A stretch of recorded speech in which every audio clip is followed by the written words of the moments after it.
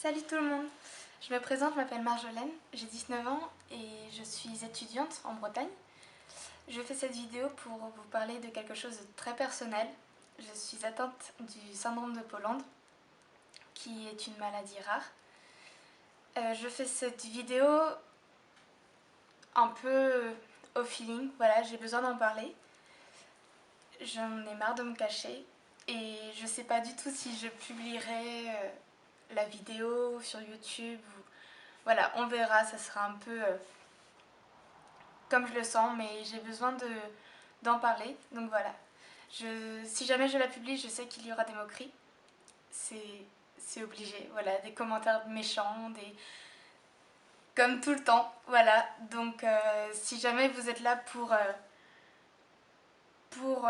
pour poster des commentaires idiots, voilà, sachez que je m'en moque et que je fais vraiment cette vidéo pour moi et aussi pour aider des personnes qui auraient besoin d'en parler ou qui ne connaîtraient pas ce genre de maladie, qui viennent de mettre un nom sur ce qu'ils ont et qui n'ont pas tant que ça d'informations au final. Donc voilà, il y a un proverbe chinois qui dit que les maladies que l'on cache sont les plus difficiles à soigner. J'aime beaucoup ce proverbe parce que voilà, il représente un peu c'est un peu la raison pour laquelle enfin pas la raison, mais voilà, je fais cette vidéo en me disant ouais, c'est vraiment le proverbe qui représente ce que je fais, parce que je me dis que le syndrome c'est quand même voilà, c'est physique, mais avant tout c'est quand même psychologique. Il y a vraiment un aspect psychologique qui joue un rôle important.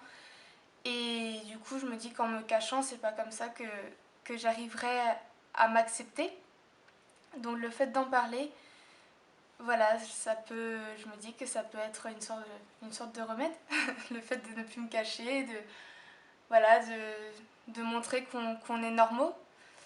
Et j'espère que des personnes qui sont atteintes comme moi du syndrome en tiendront compte aussi.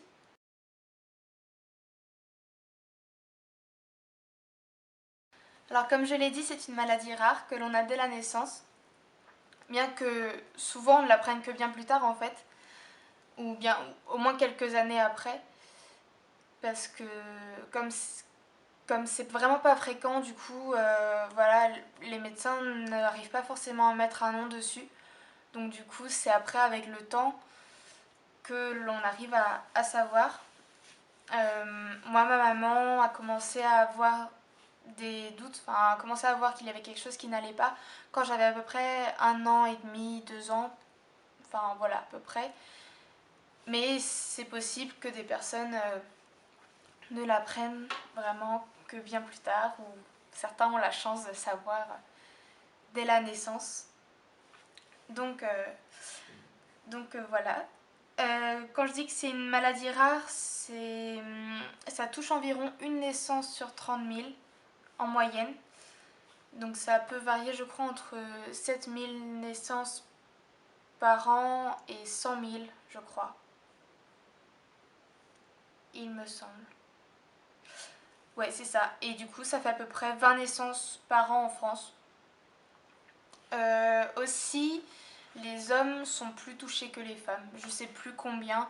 Sur internet, il doit y avoir marqué. Il me semble que c'est 3 fois. Les hommes sont 3 fois plus touchés que les femmes.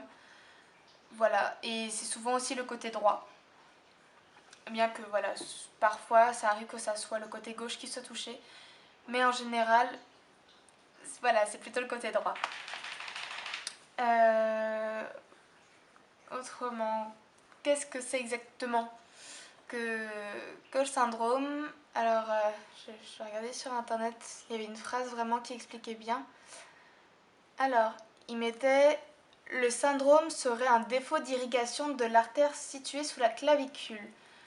Donc, en gros, c'est une anomalie qui est faite pendant le développement embryonnaire.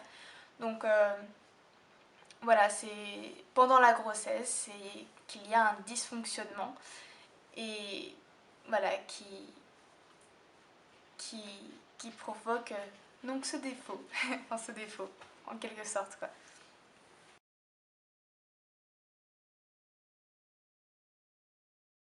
Alors, comment savoir si on est atteint du syndrome ou pas?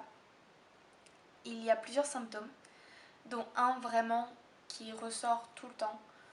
Enfin, jusqu'à ce jour, en tout cas, j'ai pas vu d'exception. Peut-être que c'est possible qu'il y ait des personnes qui n'aient pas ce symptôme, mais il me semble que c'est vraiment le symptôme principal en fait. C'est une aplasie unilatérale du grand pectoral, donc gauche ou droite, suivant où on est atteint. Et donc en gros, il n'y a pas de sein ou alors une diminution du sein, donc suivant le côté atteint. Donc voilà. Sinon, il y a aussi d'autres symptômes qui peuvent apparaître. Donc forcément aussi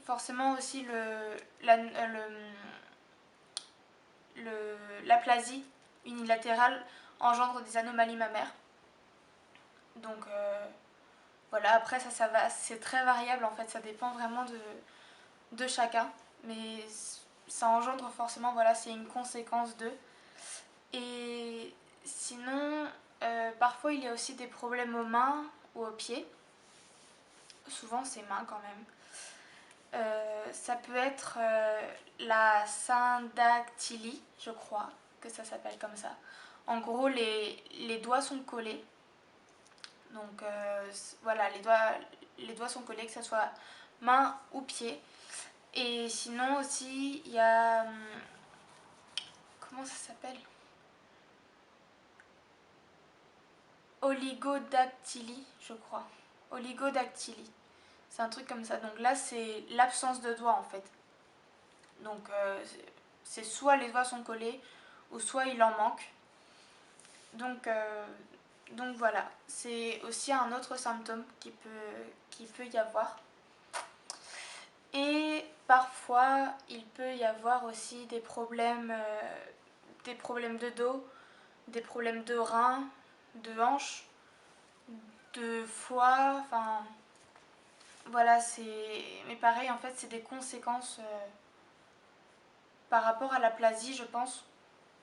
Je me suis pas trop renseignée là-dessus, mais voilà, je pense, puisque c'est par rapport à l'aplasie.